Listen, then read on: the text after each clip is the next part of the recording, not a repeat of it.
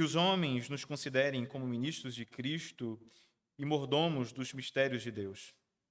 Além disso, requer-se dos mordomos que cada um se ache fiel.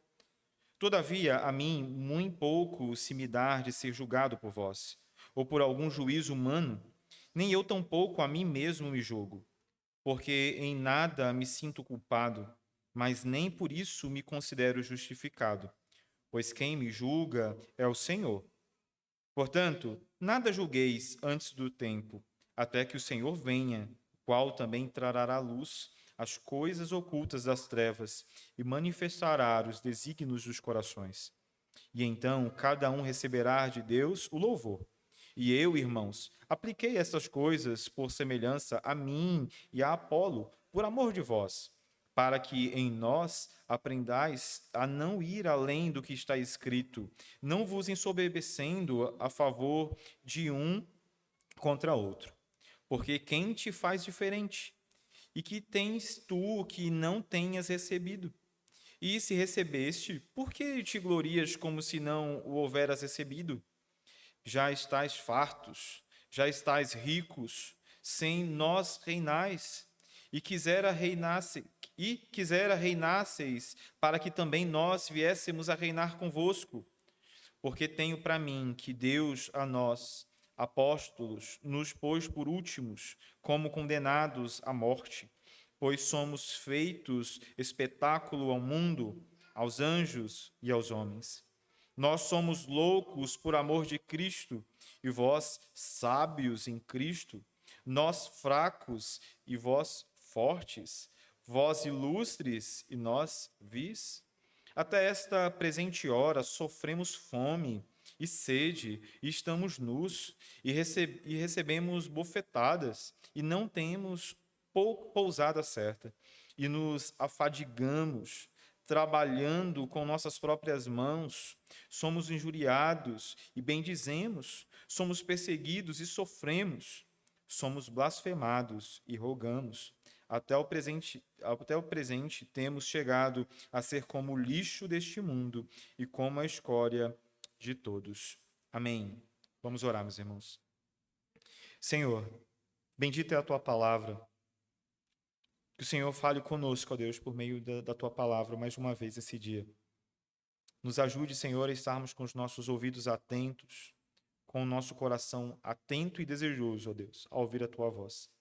Fale conosco, traga esperança ao nosso coração, traga paz ao nosso coração. Trate conosco, fazendo com que venhamos nos arrepender dos nossos pecados por meio da tua palavra. E a mim, Senhor, que estarei lendo o sermão que o teu ministro preparou, que eu não venha a ser, Senhor, um empecilho na vida dos meus irmãos que estão aqui presentes. Mas, ó Deus, que o Senhor possa me usar com a tua graça e que todos nós, ó Deus, possamos ser tratados, edificados, exortados e encorajados por ela, por meio da tua palavra. Assim nós choramos, em nome de Cristo Jesus. Amém. Meus irmãos, mantenha a Bíblia aberta, nós vamos precisar voltar novamente para o texto.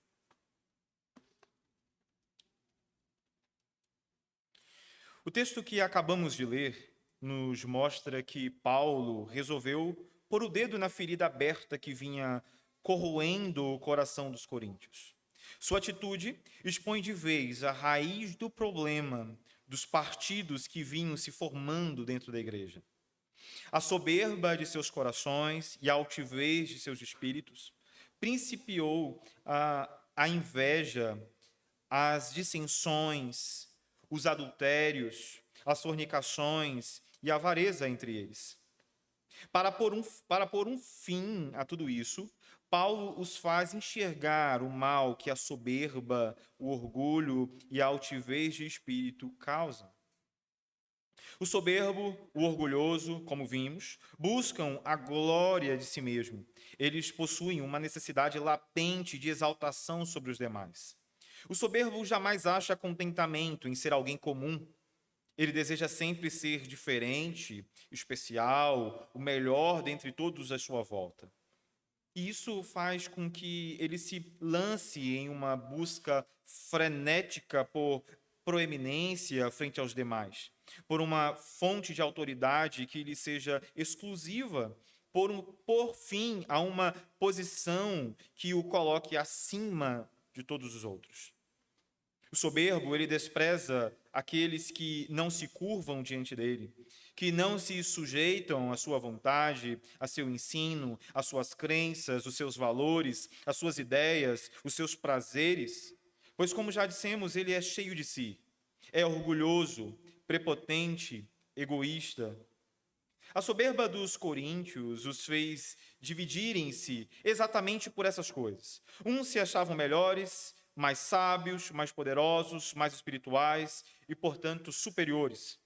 E por causa disso, meus irmãos, Paulo os confronta através de três perguntas retóricas no versículo 7, cujas respostas evidenciam que a soberba que vinham sustentando entre si mesmos e também para com ele e seu ministério era completamente sem sentido e infundada, uma vez que ninguém havia colocado nenhum deles acima dos demais, e nada tinha que não houvesse sido dado por Cristo e de forma graciosa. Logo, do que se jactanciavam? Se até mesmo as diferenças que haviam entre eles, principalmente no que se concernia aos dons espirituais, existiam da parte do Senhor. Ora, os soberbos que faccionaram a igreja não apenas se vangloriavam em sua suposta superioridade, mas iam além, como diz Paulo no verso 8. Em tom sarcástico, a atitude deles era como se já reinassem, sendo eles mesmos os próprios reis e os demais seus vassalos. Nesse reino, os apóstolos haviam sido deixados de fora, o que evidenciava que não se tratava do reino mediador de Cristo, pois se fosse, certamente Paulo e Apolo estariam reinando juntamente com eles. Se de fato eles já reinassem, então a situação deveria ser totalmente diferente do que vinha acontecendo, principalmente na vida deles, Paulo e Apolo, apóstolos de Cristo. Uma vez que as condições reais que enfrentavam todos os dias eram bem diferentes daqueles que os soberbos entre os coríntios disseminavam. Por isso, ele diz nos versos seguintes. Acompanhe comigo, meus irmãos, por favor. Verso de número 9 e número 10. Porque tenho para mim que Deus a nós, apóstolos, nos pôs por últimos, como condenados à morte, pois somos feitos espetáculos ao mundo, aos anjos e aos homens. Verso 10. Nós somos loucos por amor de Cristo, e vós sábios em Cristo, nós fracos e vós fortes, vós ilustres e nós vis.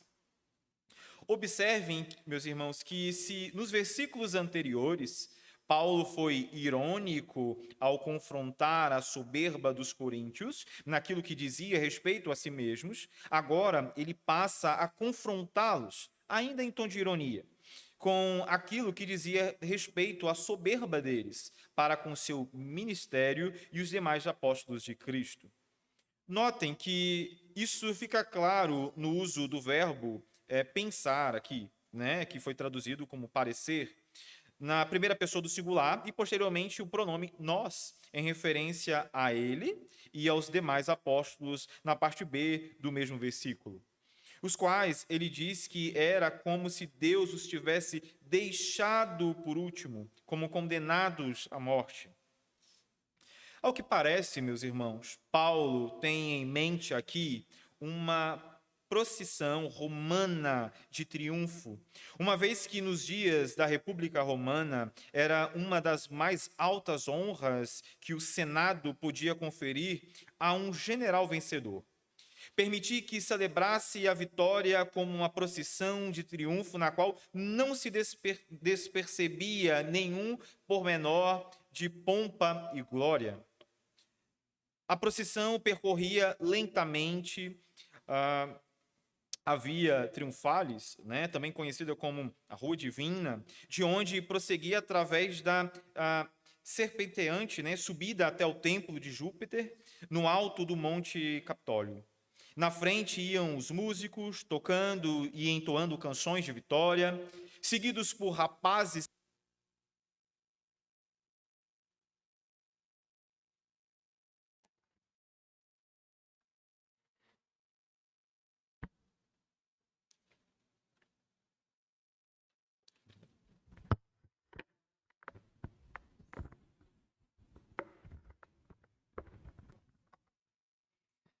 Depois destes vinham os carros abertos, todos carregados de espólios, e outros carros alegóricos que ilustravam cenas de batalha ou de destruição de cidades e templos, com a figura do comandante derrotado no alto. Em seguida, vinham então os reis, os príncipes e os generais capturados na guerra, junto com seus filhos e assistentes. Todos conduzidos em grilhões, nus, para que sua humilhação e vergonha fossem ainda completos. Após estes, vinham então o carro do general vitorioso, decorado com marfim e ouro, adornado com louros e puxado por 4 cavalos brancos, às vezes elefantes, leões, tigres ou veados. Os filhos do conquistador sentavam-se aos seus pés.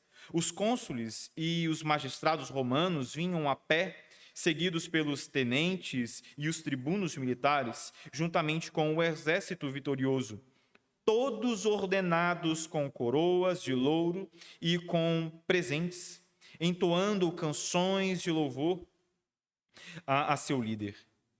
Em seguida vinham os sacerdotes e seus assistentes, trazendo a principal vítima para o sacrifício, um boi branco. À medida que o cortejo atravessava a cidade, o povo atirava flores diante do carro do vitorioso e o incenso queimando em altares do templo perfumavam todo o caminho. Essa agradável fragrância significava honras, promoção, riqueza e uma vida mais segura para os soldados vitoriosos. Mas, para os últimos do cortejo, para os condenados, significava cheiro de morte, pois seriam executados no final da procissão por mãos humanas ou pelas garras e dentes de feras na arena. Meus irmãos, estas são duras palavras, porém extremamente necessárias. Os soberbos coríntios viam na sabedoria, na prosperidade e nos dons espirituais os louros e o marfim que adornavam os generais. Viam em seus partidos os cavalos brancos, os leões e os elefantes que puxavam a carruagem do vencedor. Porém, o apóstolo Paulo os choca ao dizer que os ministros de Cristo eram como aqueles que eram deixados por último, cujo perfume dos incensos que eram queimados lhe cheiravam a morte. Por isso ele diz em seguida, porque nos tornamos espetáculos ao mundo, tanto a anjos como a homens. Vejam, Paulo não está reclamando de nada aqui, meus irmãos. Pelo contrário, ele está mostrando que pregar o evangelho é uma tarefa inglória do ponto de vista pessoal, segundo o mundo, pois não traz fama, nem prestígio, nem sucesso e muito menos fortuna. Como muitos pensam ainda hoje, e outros tantos têm feito desse nobre ministério motivo para a blasfêmia contra o Senhor. E isso independe de serem crentes ou não. E, meus irmãos, notem que, de fato, ele suportou muitas dificuldades.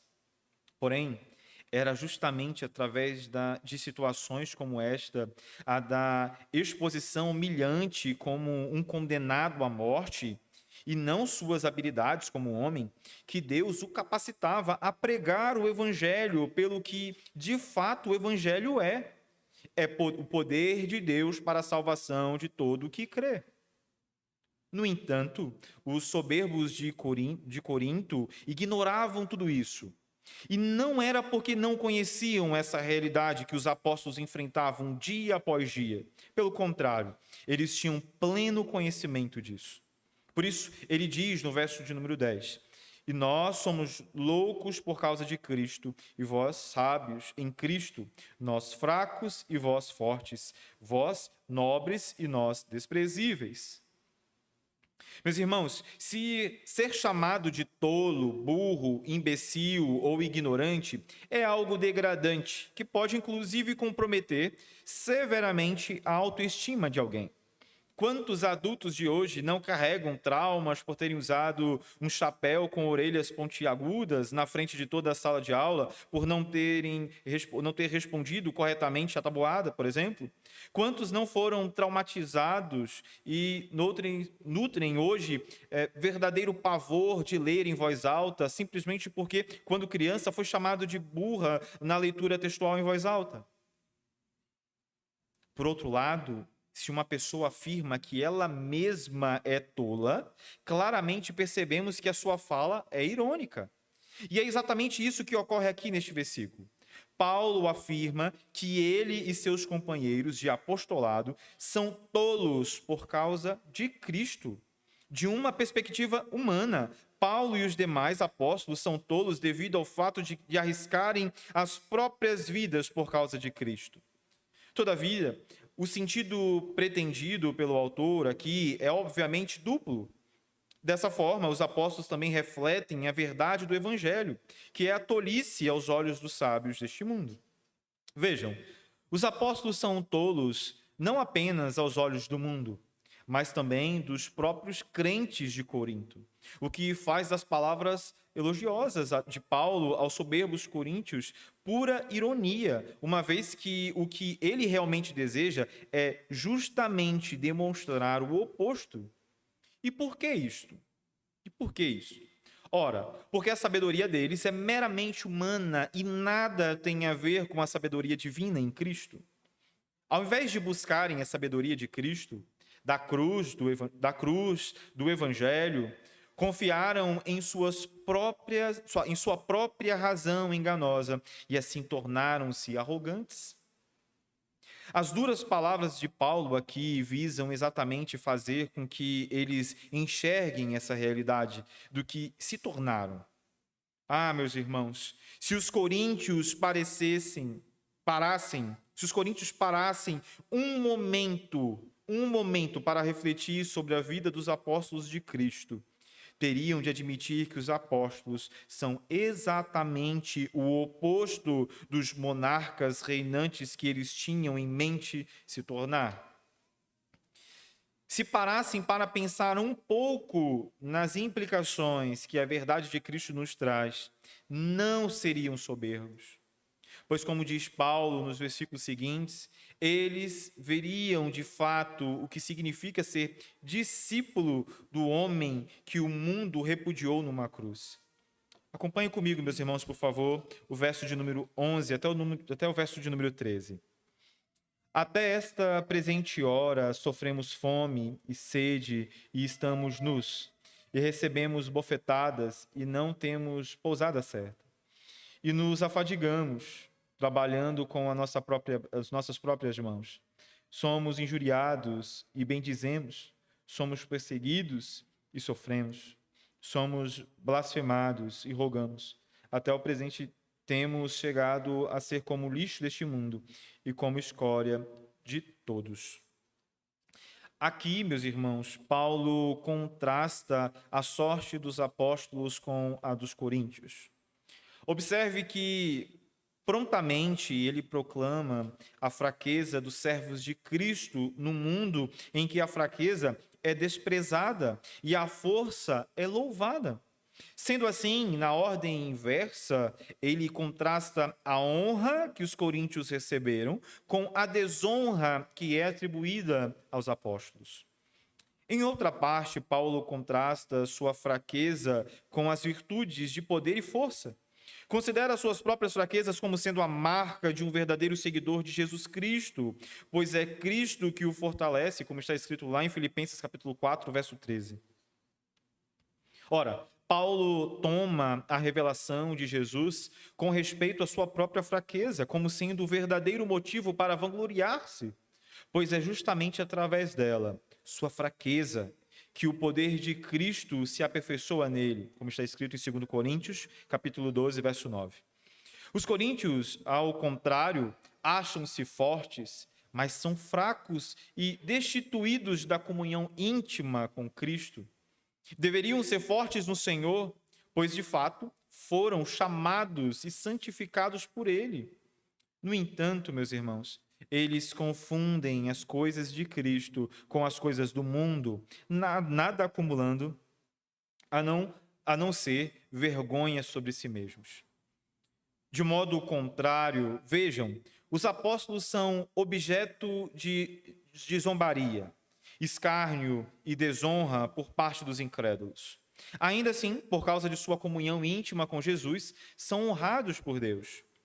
Meus irmãos, não achemos que as palavras de Paulo visam desencorajar os irmãos, desencorajar a igreja, nem muito menos se vitimizar como se estivesse a suplicar por piedade. De modo algum. Tudo o que ele almeja e que os coríntios é que os coríntios saibam que os verdadeiros servos de Cristo precisam passar por aflição e disciplina. Por isso ele diz: até a presente hora sofremos fome e sede e nudez, e somos esbofeteados, e não temos morada certa, e nos afadigamos, trabalhando com nossas próprias mãos. Observem que essa descrição concorda com outras passagens nas quais o nosso autor enumera as calamidades pelas quais passou, como, por exemplo, as de 2 Coríntios, capítulo 4, verso 8 e 9, capítulo 6, do verso 4 até o verso 10, capítulo 11, do verso 23 a 27, capítulo 12, verso 10, também lá em Romanos, capítulo 8, verso 35, Filipenses, capítulo 4, verso 12, onde ele diz ali que passou por espancamentos, açoites, prisões, tumultos, naufrágios, noites em claro, fome, sede, frio e perigos mortais. E além disso tudo, teve de passar e lidar com uma enfermidade quase mortal, enquanto esteve na província da Ásia, talvez em Éfeso, como diz lá no capítulo, em 2 Coríntios, capítulo 1, verso 8, do verso 8 a 11. Sendo assim, meus queridos irmãos, quando Paulo diz que foi espancado, o verbo grego que ele utiliza aqui, esbofeteado, indica que ele foi golpeado com socos de indivíduos que rejeitavam o evangelho de Cristo. Na expressão, e não temos morada certa, Paulo não está dizendo que dormia na rua, por exemplo, que era um mendigo, de jeito nenhum, não era isso que Paulo estava dizendo. O que ele deseja com isso é ressaltar o seu caráter peregrino, irmãos, pois é assim que os ministros de Cristo vivem, sem um domicílio estabelecido. Por causa disso, é que Paulo fazia uso de uma tenda construída por ele mesmo. No entanto, não podemos ignorar e muito menos desmerecer o que disse Jesus em Lucas, capítulo 10, verso 7, ao enviar os 70 para que precedessem em cada cidade. Permanecei na mesma casa, comendo e bebendo do que eles tiverem, porque digno é o trabalhador do seu salário. Não andeis a mudar de casa em casa. Note que Jesus não deu a seus discípulos o mandamento de que o trabalhador deve receber seu salário. Ou melhor, note que Jesus deu a seus discípulos o mandamento de que o trabalhador deve receber o seu salário. Paulo esclareceu esse mandamento no capítulo 9, do verso 13 até o verso 14. Veja o que diz. Não sabeis vós que os que prestam serviços sagrados do próprio templo se alimenta? E quem serve ao altar, do altar tira o seu sustento? Assim ordenou também o Senhor aos que pregam o evangelho, que vivam do evangelho. Paulo está dizendo aqui, meus irmãos, que aqueles que pregam o evangelho devem ser mantidos por aqueles que ouvem a pregação. No entanto, ele mesmo não fez uso desse direito, pois preferiu trabalhar com suas próprias mãos, para que a digna retribuição financeira que recebesse não se tornasse mais um obstáculo ao progresso do evangelho no meio deles, pois eles eram avarentos. Por isso, teve de se afadigar, trabalhando com as suas próprias mãos. Vejam, cada menino judeu tinha de aprender um ofício, geralmente com o seu próprio pai, para ter como se sustentar quando crescesse. Jesus tornou-se um carpinteiro, João e Tiago eram pescadores, e Paulo era um fabricante de tendas.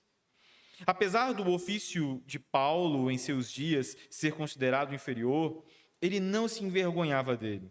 Tanto era verdade que em Atos, assim como em suas próprias epístolas, não faltam referências ao fato dele se dispor pessoalmente ao trabalho.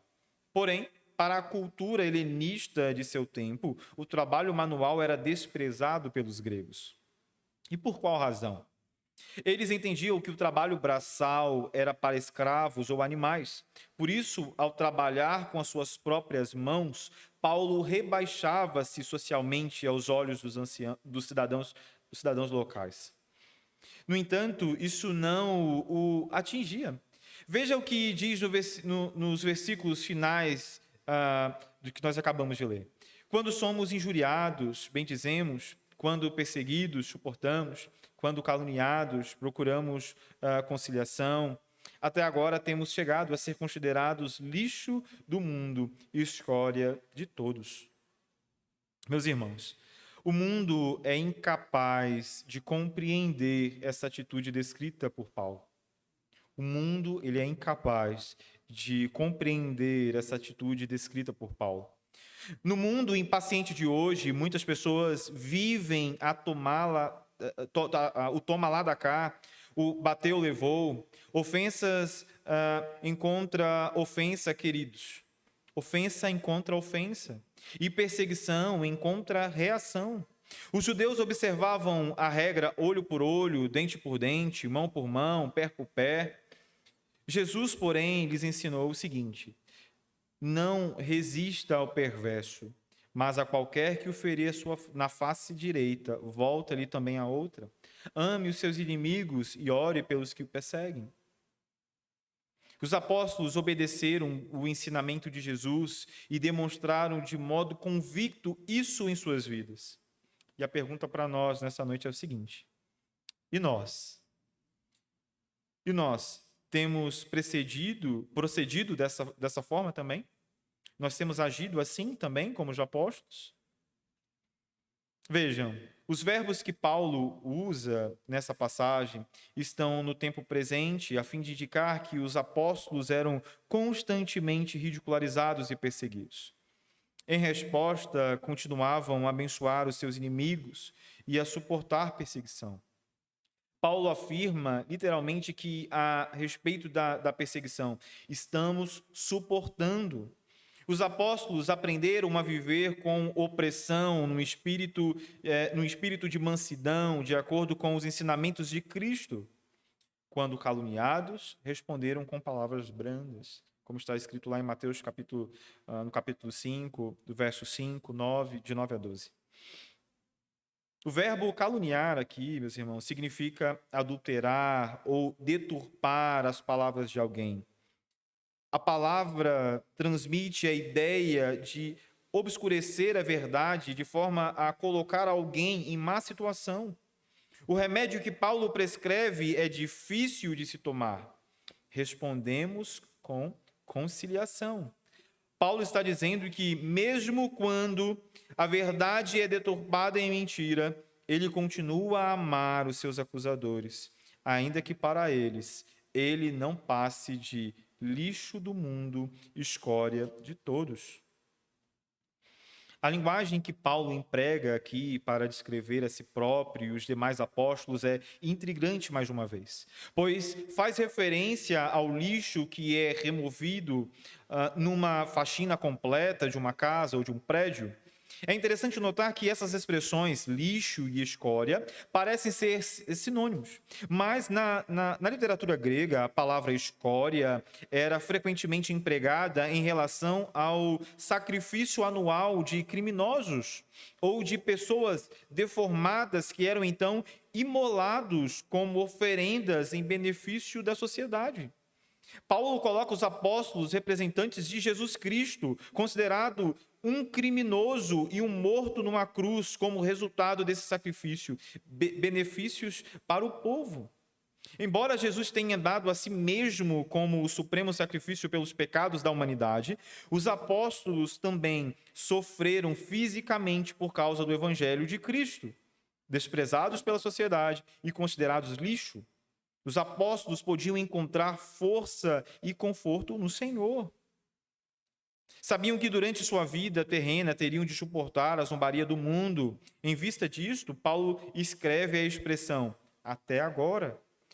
Certamente, meus irmãos, enquanto ele escrevia essa epístola em Éfeso, Paulo deve ter ouvido o canto nefasto de grande parte da população local a encoar a frase: aos leões com os cristãos, viva Diana dos Efésios.